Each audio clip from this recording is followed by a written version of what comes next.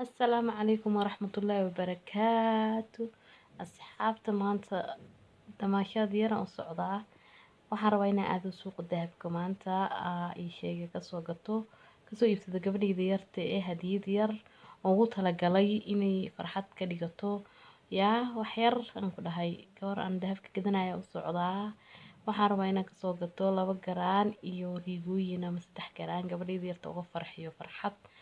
dee wakaas waan sii galayaaye video yariis aan rabay inaan soo duubo iga yaraaday saan ka rabay uu noqday wax yariis aan rabay awalbe waa kanaa ii dooqa dooqa waa dhankiina asxaabta dhammaan dal iyo dibad meel walba joogtaan waa idin salaamay dee dooqa waa xaggiina kii quruxsan soo dooqa insha Allah commentadii subscribe-kii like-kadana igu soo qaraaca yaa masha Allah waa Marwaan oo idin leh ciid mubaarak dee ciida nagama dhamaanin weeyga soo dhaafayna la aheede waxaan idin leeyahay ciid wanaagsan ciid mubaarak.